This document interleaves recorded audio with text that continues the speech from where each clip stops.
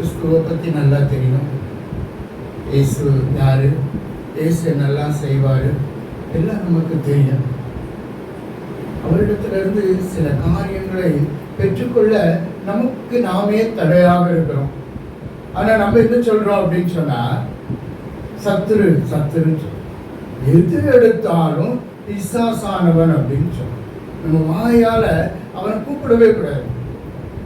சத்துரு போராட்டம் அநேக காரியங்கள் நமக்கு நாமே தடையை உண்டு பண்ணி கொள்ளும். அது ஒரு பெரிய காரியம் என்னன்னு சொன்னால், மன்னிக்க முடியாமல் ஃபர்கிவ்னஸ். அநேகரை நம்மளால என்ன செய்ய முடியல, மன்னிக்க முடியல. கர்த்தர் சொல்றாரு, நீ அவங்களை மன்னிக்கிறது போல நான் உன்னுடைய பாவங்களை மன்னிப்பேன்னு சொல்றேன். நம்ம எப்படி மன்னிக்கிறோம்? நம்முடைய இருதயமானது, இருதயத்தை எதற்கு ஒப்பு கொடுத்திருக்கிறோம்? வெறுப்பு, வைராக்கியம், பகை, நான் என்கிற அகம்பாவம், இதுதான் நிறைய இருக்குது. நல்ல வேதம் வாசிக்கிறோம், நல்ல ஜெபிக்கிறோம், நல்ல பாடல் பாடுறோம். ஆனா கூட பிறந்த சகோதரியுடைய மக அதிக மதிப்பெண் பெற்றுட்டாலே நம்மளால தாங்க முடியல. நம்ம பிள்ளைய திட்டுறோம், அங்க பாரு அவளை பொறாமை. நம்ம வாசிக்கிற வேதத்துல தாவீதுக்கோ சவுலுக்கோ 1000, தாவீதுக்கோ 10,000 சொன்ன உடனே என்ன ஆயிடுச்சு? சவுலுக்கு பொறாமை வந்துடுச்சு. அந்த பொறாமை நிமித்தமா அவன் என்ன செய்யறான்? கையில இருக்கிற ஈட்டியை தூக்கி கொலை செய்யும் அளவுக்கு அந்த பொறாமையானது. பொறாமை வந்துட்டு கோபம் வருது. எப்படி நாம மன்னிக்கிறது? ஏன் மன்னிக்கணும்? இது வந்து ஒரு 2 மணி நேரம் மெசேஜ் ஷார்ட்டா மன்னிக்கிறேன். ஏன் நம்ம மன்னிக்கணும்? எதனால மன்னிக்கணும்? மன்னிச்சா நமக்கு என்ன வரும்? வெறுப்பின் காரணமாக சுகர் வருது. வைராக்கியத்தின் காரணமாக கேன்சர் வருது. அல்லேலூயா, அல்லேலூயா. நம்புறீங்களா? வெறுப்பு, வைராக்கியம், பகை, பகையினால அல்சர் வருது. அவளை நினைச்சாலே எனக்கு வயிறு எரியுது. வயிறு எரிஞ்சா என்ன ஆகும்? ஒரு அல்சர். அல்லேலூயா, அல்லேலூயா, அல்லேலூயா. கொஞ்சம் வெறுப்பு, வைராக்கியங்கள், பகை, அண்ணா பழிக்கு பழி வாங்குறது எனக்குரியது என்கிறாரா கர்த்தர். நீயோ ஒரு எதிரி பசியா இருந்தா அவனுக்கு என்ன செய்ய? உணவு கொடு. அவன் தாகமா இருந்தா அவனுக்கு தண்ணி கொடு. நீ இப்படி செய்வதால் அவன் தலைமையில் என்ன செய்யற? எரி தணலை குடிக்கிறான். எரி தணலை வச்சா என்ன ஆகும்? அப்படியே விட்டு அப்படியே வந்துடுவாங்க. அல்லேலூயா, அல்லேலூயா. எரி தணலை வைப்பது போல நம்மளால செய்ய முடியுதா? எதற்கு அந்த காரியத்தை சொல்லப்பட்டிருக்கு அப்படின்னு சொன்ன? இன்னைக்கு ஒரு சின்ன காரியம் நடந்தால் நம்ம என்ன செய்யறோம் அப்படின்னா, அநேகர் கிறிஸ்தவர்களுக்குள்ளே அவங்க எதுவும் செய்திருப்பாங்களோ, இவங்க எதுவும் செய்திருப்பாங்களோ அப்படின்னு சொல்லி மற்றவங்களை பிளேம் பண்றது. அன்னைக்கு அவ அப்படி பேசினா, ஒருவேளை பொறாமையினால் அவ அப்படி செய்திருப்பாளோ, அவன் அப்படி செய்திருப்பானோ அப்படின்னு நமக்குள்ள எண்ணங்கள் தோணுது. அப்போ அநேகர் அப்படி செய்யறவங்களும் இருக்கிறாங்க. கிறிஸ்தவர்களே அநேகர் அந்த மாதிரி மாயம் மந்திரங்களுக்குள்ள கடந்து போறவங்களும் இருக்கிறாங்க. அப்ப நம்ம எதிரிய வீட்டுக்கு வந்தானே தண்ணி குடிக்க மாட்டான். என்னுடைய வாழ்க்கையில 21 வருஷம் நான் கட்டுல இருந்தேன். செய்வன கட்டுல 14 வயதிலிருந்து 35 வரை 21 வருஷம் நான் செய்வன கட்டுல இருந்தேன்.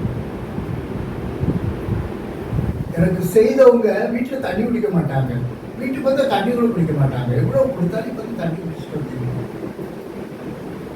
இப்ப இந்த வார்த்தையானது என்ன சொல்லப்பட்டிருக்கு அப்படின்னு சொன்னா, ஏன் அப்படி சொல்லப்பட்டிருக்குன்னா, தண்ணி குடிச்சான், அவன் சாப்பிட்டான் அப்படின்னு சமாதானமா ஆயிட்டான்னா அவனுக்கு திரும்பி போயிடும். அதான் அவனோட அர்த்தம். ஒரு எதிரி பசியா அவன் தலைமையில ஏறி தணலை வைப்பதற்கு சமம் அப்படின்னு சொன்னா, நமக்கு தீமையை என்ன செய்யுமா? நன்மையாக வெல்லணும். தீமை செய்வங்களுக்கு நம்ம நன்மை செய்யும் பொழுது முருங்கைக்காயை பருக்கிறோம், இவ்வளவு நெருக்கம், ஆனாலும் ஒன்றுமே பேசாம அமைதியா இருக்கான். ஆனா அவனுக்குன்னு ஏற்பாடு செய்யப்பட்டது என்னாச்சு? அல்லேலூயா, அல்லேலூயா. ஆனா இன்னைக்கு நமக்குள்ள என்ன இல்லைன்னா பொறுமை இல்லை. 2 பிள்ளைகள் இருக்கு. அக்காவுக்கு செய்யறத தம்பியால தாங்க முடியல, தம்பிக்கு செய்யறத அக்காவால தாங்க முடியல. 2 பிள்ளைகள் தான், ஒருவரை ஏற்றுக்கொள்ள முடியாது. 1 தெசலோனிக்கர் 5:18 என்ன எழுதப்பட்டிருக்கு? எல்லாவற்றிற்கும் ஸ்தோத்திரம் செய்யுங்க, எல்லாவற்றிற்கும் ஸ்தோத்திரம் செய்யுங்க, எல்லாவற்றையும் ஏற்றுக்கொள்ளுங்க, அக்செப்ட் பண்ணுங்க, எல்லாவற்றிற்கும் நன்றி சொல்லுங்க. ஆண்டவர் வாழ்க்கையில அனுமதித்த எல்லா துன்பங்கள், துயரங்கள், மனிதர்கள், காரியங்கள் எல்லாவற்றையும் என்ன செய்யணுமா? அக்செப்ட் பண்ணுமா? நன்றி ஆண்டவரே அப்படின்னு சொல்லி, ஸ்தோத்திரம் ஆண்டவரே சொல்லி ஏற்றுக்கொள்ளணும். அப்படி ஏற்றுக்கொள்ளக்கூடிய இருதயம் நமக்குள்ள இருக்கா அப்படின்னு சொன்னா அநேக காரியங்களை நம்ம செய்யறோம், தள்ளி தள்ளி விடுறோம். அது என்ன செய்யுதுன்னா அதிகமாகிக்கிட்டே போகுது. மீண்டும் மீண்டும் அந்த குழிக்குள்ளே விழுகிறோம். நம்ம ஜெபிக்கிறோம், ஆராதிக்கிறோம். அந்தந்த நேரத்துல நம்ம மனசும் ஃப்ரீயா இருந்த மாதிரி இருக்கணும். முழுமையான ஒரு விடுதலையோ, முழுமையான ஒரு சமாதானமோ, முழுமையான ஒரு சந்தோஷமோ நம்மளுடைய இருதயத்துல வர்றதில்லை. அந்த ஜெப வேளையில நல்லா இருக்கிறோம், ஆராதிக்க அந்த பாட்டை சேர்ந்து பாடும்போது நல்லா இருக்கு, சந்தோஷமா இருக்கு. வீட்டுக்கு போனோட அதே மாதிரி இருக்கிறோம். வாழ்வுல மாற்றம் இல்லை. அதாவது பரிகின்ற சொந்த இருதயத்தை, அதான் பழைய ஏற்பாட்டு ஆண்டவர் சொல்றாரு, நீங்க இருதயத்தை கடினப்படுத்தாதீங்க. மனிதனுடைய இருதயமானது கடினமானது. அதான் இருதயத்தை கடினப்படுத்தாத பழைய ஏற்பாட்டுல அதிகமான அந்த வார்த்தைகள். அப்ப இந்த இருதயத்துல பரிசுத்த ஆவியானவருடைய பிரசன்னம் எப்போதும் இருக்கும்படியாக நம்ம இருக்கணும். அப்படின்னா எப்போதும் அவரை தியானித்து, அவருடைய வார்த்தைகளை தியானித்து இருக்கும் பொழுதுதான் மனமானது மற்றவர்களே அக்செப்ட் பண்ண முடியும், ஏற்றுக்கொள்ள முடியும். பாருங்க, சாதாரணமா கூட தாய் தகப்பனை கூட ஏற்றுக்கொள்ள முடியல. அப்பா அம்மா அக்காவுக்கு செய்யறாங்க, நல்லா செய்யறாங்க, அக்கா மேல பிரியமா இருக்கிறாங்க. அப்பா அம்மா என் மேல பிரியமா இல்லை, என்ன எப்போது வரணும். சேலத்துல ஒரு கூட்டத்துக்கு போயிருந்தேன். அப்போ செய்தி கொடுத்து முடிச்ச உடனே ஒரு சகோதரி ஓடி வந்தாங்க. ஓடி வந்து சொன்னாங்க, என் மகா அமையவே மாட்டேங்குது, திருமண காரியங்கள் அமையவே மாட்டேங்குது, என்னன்னு தெரியல, வலதுலாம் தடப்பட்டு போயிருக்கேன் அப்படின்னு சொன்னேன். வீட்டுக்கு கொஞ்சம் வருவீங்களா அப்படின்னு. சரிம்மா அப்படின்னு சொல்லி வீட்டில் போய் ஜெபிக்கும் பொழுது, நம்ம அவருடைய தலையில கை வச்சு ஜெபிக்கும் பொழுது ஆவியானவர் என்ன சொல்றாருன்னா, ரத்த சம்பந்தம் உள்ளவங்களோட நீ வெறுப்பா இருக்கிற. அப்ப நான் அவரிடத்துல கேட்டேன், தனியா கூப்பிட்டு, ஏமா உன் அம்மா மேல ஏமா இவ்வளவு வெறுப்பா இருக்க? என்ன எனக்கு பின்னால் ஒரு தங்கச்சி, ஒரு தம்பி, உங்களை குளிப்பாட்டுறதுல இருந்து ட்ரெஸ் பண்ணுறதுல இருந்து ஸ்கூலுக்கு அனுப்புறது எல்லாம் நான் தான் பிரதர். சமையல் பண்ணும்போது எங்க அம்மா வந்து பக்கத்துல வந்து அதை செய் இதை செய்யுன்னு சொல்லுவாங்க. ஆனா எங்க அம்மாவை பார்த்தாலே எனக்கு பிடிக்கிறது இல்லை. தடை எங்க இருக்கு பார்த்தீங்களா? எங்க அம்மாவை பார்த்தாலே எனக்கு பிடிக்கல. அப்போ அவளை தனியா கூப்பிட்டு ஒரு கவுன்சிலிங், நான் கவுன்சிலிங் மினிஸ்ட்ரி தான் அதிகம் பண்றேன். இப்போ அவளை தனியா கூப்பிட்டு, அம்மானா யாரு? அம்மா ஒரு பெண் குழந்தைக்கு வீட்டுக்கே தாயானவள் ரொம்ப ரொம்ப முக்கியம். அப்போ உனக்கு தாயானவள் ஒரு பெண் குழந்தைக்கு எவ்வளவு முக்கியம் அப்படிங்கிற காரியத்தை அவளை சொன்ன உடனே அவள் ஏங்கி அழுதான். நேர போய் அம்மாவை கட்டி பிடிச்சி அழுது. அம்மாட்ட மன்னிப்பு கேடு, அம்மா கட்டி பிடிச்சி அழுது. அம்மா கட்டி பிடிச்சி அழுதா, என்னை மன்னிச்சுக்கோங்கம்மா, நான் தெரியாம. கரெக்டா 2 வாரத்துல அந்த மகளுக்கு திருமணம் நடந்தது. அல்லேலூயா. நம்ம என்ன செய்யறோம்? சத்துரு போராட்டம், பிசாசுன்னு சொல்றோம். தடையே நமக்குள்ளே வேத வசனங்களை வாசிக்கிறோம், ஆனா அதன்படி நம்மளால என்ன செய்ய முடியல, நடக்க முடியும். ஏன் நடக்க முடியல அப்படின்னு சொன்னா, அந்த இருதயம் ஏன் கடினப்பட்டு போயிருக்கு அப்படின்னு சொன்னா, நமக்குள்ள சாக்ரிஃபைஸ் இல்லை. கிறிஸ்தவ ஜீவியத்துல தியாகம் கண்டிப்பா இருக்கணும், சாக்ரிஃபைஸ் கண்டிப்பா இருக்கணும். சாக்ரிஃபைஸ் இல்லாத வாழ்வு, அதான் பக்தன் பாடுறான் பாருங்க, பாடுகள் சகித்தால் பரமனின் வருகையில் கூட சென்றிடலாம், பாடி மகிழ்ந்திடலாம், சிலுவை சுமந்தால் சுவாபம் மாறும் தெரிந்து கொள் மனமே. சீடன் அவன் தானே, சீடன் அவன் தானே. நம்ம பாடுகள் சுமக்க சுமக்க நம்ம பக்குவமாகிறோம். அதான் அதில் உள்ள காரியங்கள். இப்ப நம்ம அக்செப்ட் பண்ணணும், ஏற்றுக்கொள்ளணும். பாடுகளை ஏற்றுக்கொள்ளணும். இந்த பாடு எதனால வருது? நம்ம ஜெபிக்கிறவங்களா இருக்கிறதுனால. இந்த பாடு நமக்கு எதனால வருது, ஏன் இது வருதுன்னு சொல்லி நம்ம பரிசுத்த ஆவியானவரிடத்துல கேட்கும்போது அவருடைய நடத்தையில அவருடைய நடத்துதல்ல நமக்கு ஞானத்தின் மூலமாக நமக்கு உணர்த்துவார். இதுதான் பிரச்சனை, இதுதான் பிரச்சனை, இதனாலதான் இப்படி இருக்கு அப்படின்னு சொல்லி. அப்போ நம்ம இருதயத்தை கடினப்படுத்தாம வைக்கணும். நம்ம இருதயம் எப்போது ஆவியானவரோடு இணைஞ்சு இருந்தது அப்படின்னு சொன்னா மன்னிக்கும் தன்மை நமக்குள்ள வரும். கஷ்டம் எவ்வளவுக்கு எவ்வளவு காயப்பட்டிருக்கிறோமோ அவ்வளவு அடுத்தவங்களை காயப்படுத்தும். உடைந்த கண்ணாடி பிறரை காயப்படுத்தும். அது போல நம்ம எவ்வளவுக்கு எவ்வளவு எரிச்சல், கோபம், நமக்கே தெரியல ஏன் எரிச்சல் வந்துச்சு, ஏன் கோபம் வந்தது. ஆனா காயமானது யாராவது காயமானது பெண்கள் அதிகமா காயப்படுறாங்க. வாழ்க்கையில் சிறு வயதில் இருந்து அவங்க 30 வயது வரும் வரைக்கும் ஆண்களை விட பெண்கள் அதிகமா காயப்படுறாங்க. எரிச்சல், கோபம் அதிகமா வர்றதுக்கு காரணம் அந்த காயம். ஆனாலும் ஆண்களை விட பெண்களுக்கு ஆண்டவர் தியாகம் செய்யக்கூடிய, அர்ப்பணிக்கிற, தியாகம் செய்யக்கூடிய ஒரு மனநிலையை கொடுத்திருக்கார். பாருங்க, ஆண்களோட பெண்கள் அதிகமா ஜெபிக்கிறவங்களா இருப்பாங்க.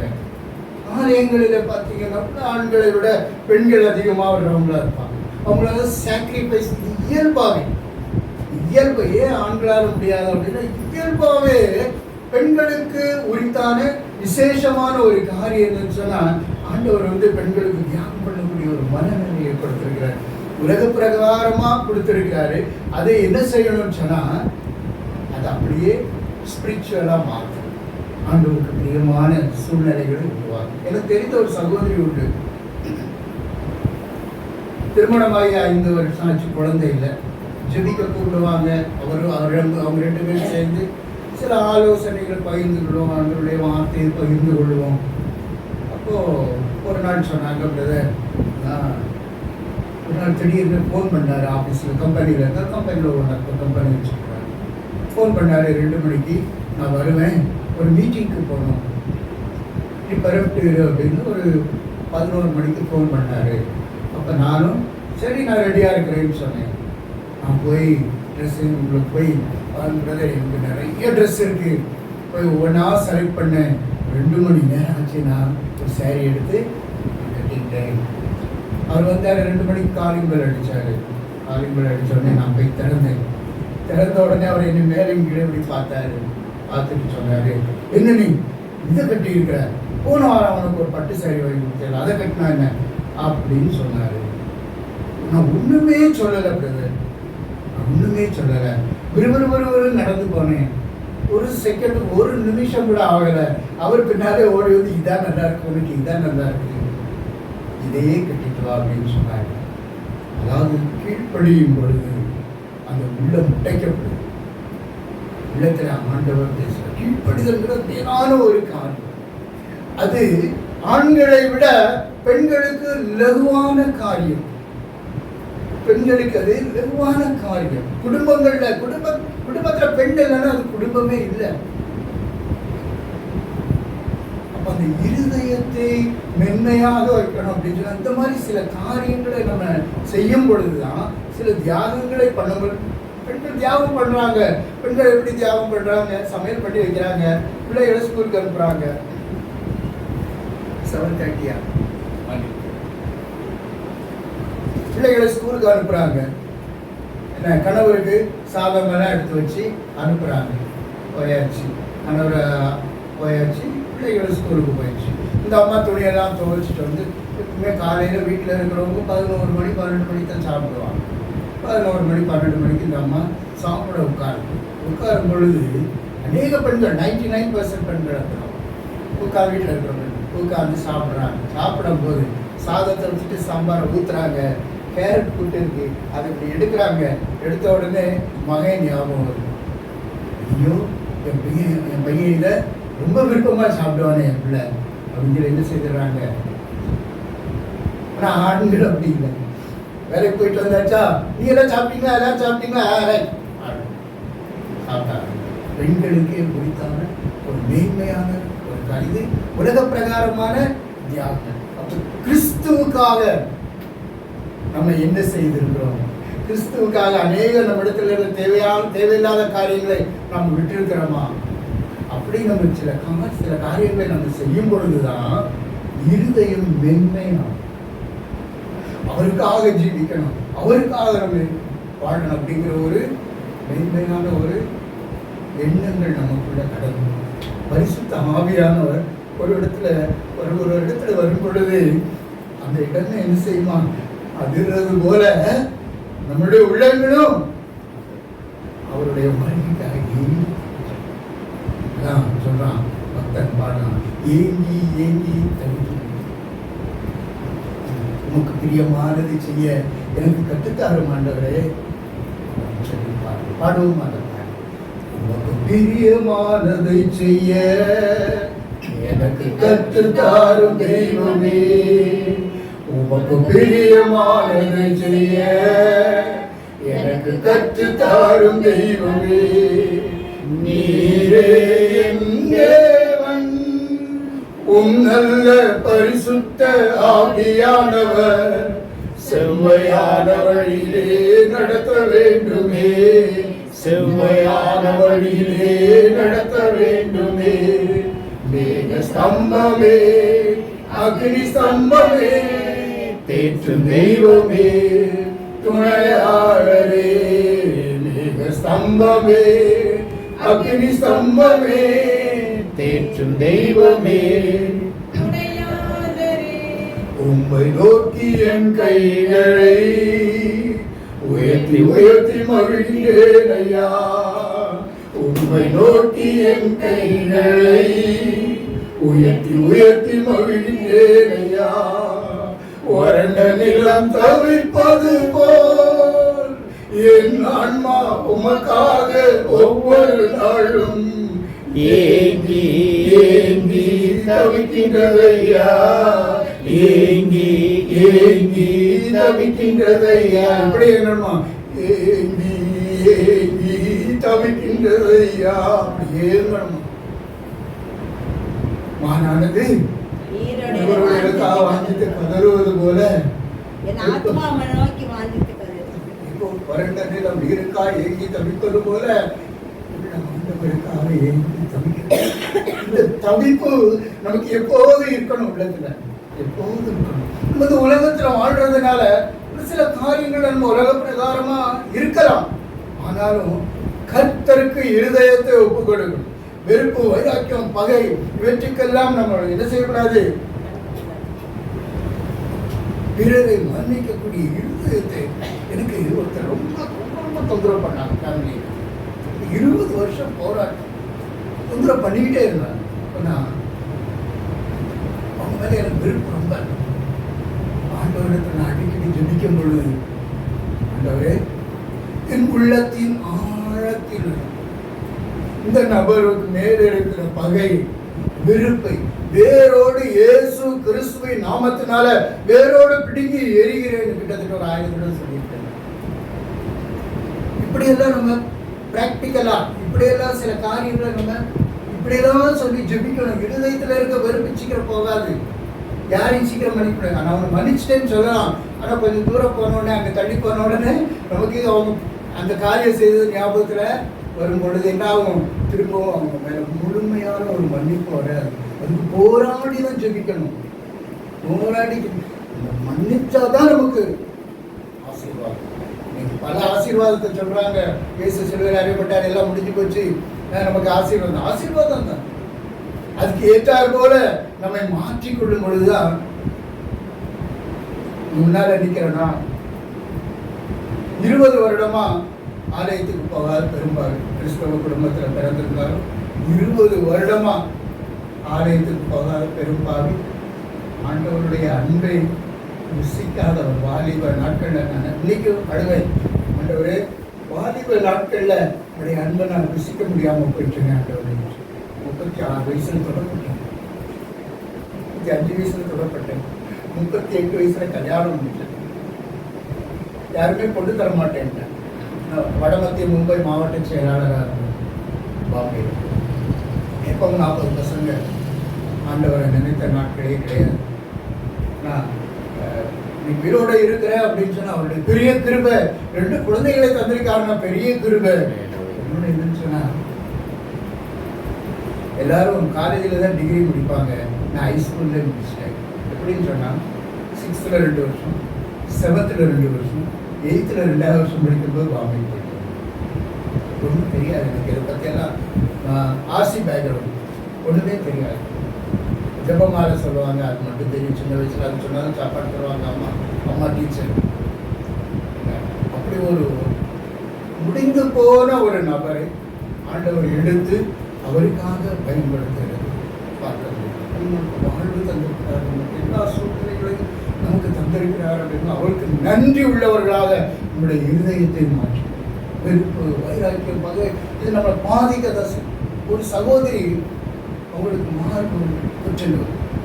அப்போ அவங்களுக்காக ஜெபிக்க போகும்போது அவங்கள்ட்ட சொன்னாங்க, அம்மா நான் ஒரு மருந்து சொல்கிறேன், அது வாயால் சொன்னால் போதும், அடிக்கடி சொல்லுங்க அப்படின்னு. அப்போ அவங்க சொன்னாங்க, சொல்லுங்க தம்பி, சொல்லுங்க தம்பி, சொல்லுங்க தம்பி, உடனே செய்கிறேன் அப்படின்னு. அப்போ நான் ஆண்டவர் என் கணவனை ஆசீர்வதியும்னு சொல்லுங்க. ஐயோ, அந்த பையில நான் சொல்ல மாட்டேன். கணவன் மேல பல வருடமா கணவன் மேல எடுத்துட்டாங்க. வெறுப்பின் நிமித்தமா, வைராக்கியத்தின் நிமித்தமா, வெறுப்பின் நிமித்தமா நம்ம உடம்புல ஒரு லிக்விட் ஃபார்ம் ஆகுது. இது எங்கேயுமே போகாது, ஒரு பாடியில எந்த இடமும் ஏற்றுக்கொள்ளாது. ஆனா கர்ப்பப்பை ரொம்ப மெல்லியானது, ரொம்ப மெலிசானது, அந்த கர்ப்பப்பையில போய் ஒட்டி. அதனாலதான் அந்த வெறுப்பின் நிமித்தமாக அன்னைக்கு கர்ப்பப்பை இறங்கிட்டு, கர்ப்பப்பையில கட்டி, கர்ப்பப்பையில அது வந்துருச்சு, கர்ப்பப்பையில இது வந்துருச்சு. காரணம் 75% என்ன அப்படின்னு சொன்னா வெறுப்பின் நிமித்தமாக, பகையின் நிமித்தமா, அல்சர். இல்லை, 75% காரணமே அது.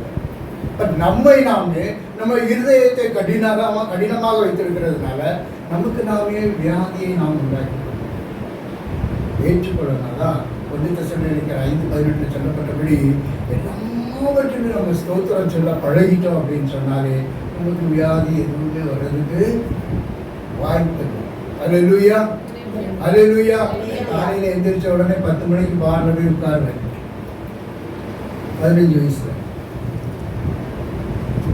நைட்டு 1 மணிக்கு தான் எந்திரிச்சோம். பாருக்கு லைசன்ஸ் நான் வாங்கி கொடுத்தேன், அதனால ஃப்ரீ தனியாக உட்கார வச்சுருவாங்க. 15 வயதுல இருந்து 34 வயது வரை அப்படிதான் இருந்திருக்கேன். அல்சர் கிடையாது, சுகர் கிடையாது, ப்ரெஷர் கிடையாது. இன்னைக்கு எனக்கு 64 வயது ஆகுது. ஆண்டவருக்குள்ள 29 வருடம் ஆயிடுச்சு. 25 வருஷமா ஊழியம் பண்றேன். அதிகமா கவுன்சிலிங் ஊழியம் பண்றேன். ஆலோசனை சொல்றது, குழந்தை ஆரோக்கியத்துக்கு, வீட்டில் பிரச்சனை, கடன் பிரச்சனை, ஏன் வந்தது, ஏன் பணமெல்லாம் செலவாகுது, எதனால, என்ன பிரச்சனை, இதை குறித்து சில காரியங்கள் ஆலோசனைகள் சொல்றதா எங்களுடைய முடிவு. வேத வசனத்தை எடுத்து படிக்கலாம், டைம் இல்லை. இது ஒரு 5 நிமிடம் தான் இருக்கு. ஜிபி போகல 5 நிமிடம். கண்களை மூடி அன்பு தகப்பனே, மீண்டுமாக உமது பாடத்துல வந்திருக்கிற பிள்ளைகள் ஒருவரின் கருத்தில் ஜெபிக்கிறேன். அன்பு தகப்பனே, உம்மை நோக்கி பார்க்கிறவர்களிடம் நாசம் அடைந்தார்கள், அவருடைய முகம வெட்கப்பட்டு போனதில்லை என்று நாங்கள் வேதத்தில் வாசிக்கிறோம்.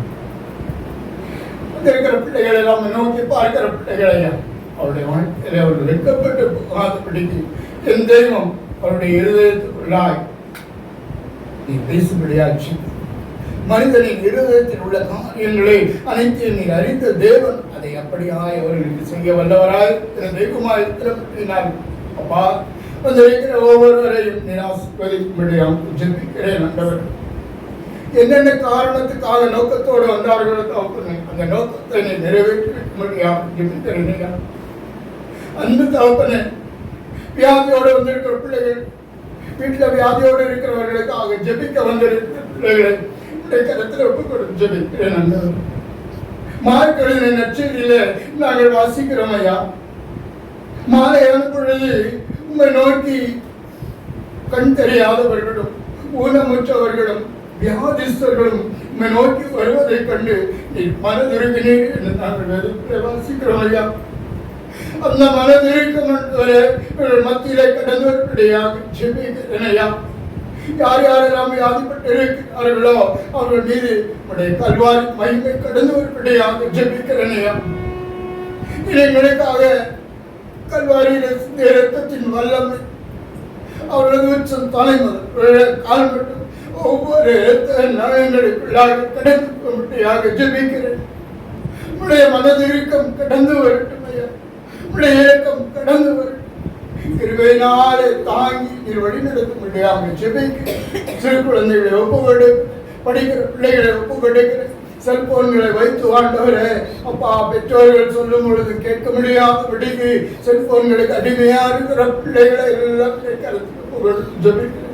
தீமையான காரியங்களை பார்க்கிற பிள்ளைகளை கருத்தில் ஒப்புக்கொடுக்கிறேன் ஐயா.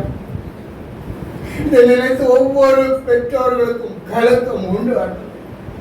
அந்த பிள்ளைகளை எல்லாம் ஆசீர்வதிக்கும்படியாக ஜெபி, அந்த பிள்ளைகளை நீ தொடும்படியாக ஜெபி. இரத்தத்தின் வல்லமை அந்த பிள்ளைகளுக்கு கடந்து போகும். மகிமையாய் பிள்ளைகளை நடத்து வந்திருக்கிற ஒவ்வொருவரையும் கருத்தில் மீண்டும் ஒப்பு கொடுக்கிறேன். இந்த இடத்துக்கு அழைத்து வந்த அருமையான அண்ணன் சேகரன் நம்முடைய கருத்தில் ஒப்பு கொடுக்கிறேன். அவங்க குடும்பத்தை ஒப்பு கொடுக்கிறேன். தொடர்ந்து ஆண்டவர் பிள்ளைகளை ஒவ்வொருவரையும் ஆசீர்வதிக்கும்படியாக இயேசு கிறிஸ்துவின் நாமத்தில் ஜெபிக்கிறேன். கேட்டு பல்கொடுக்கிறேன். ஆமென்.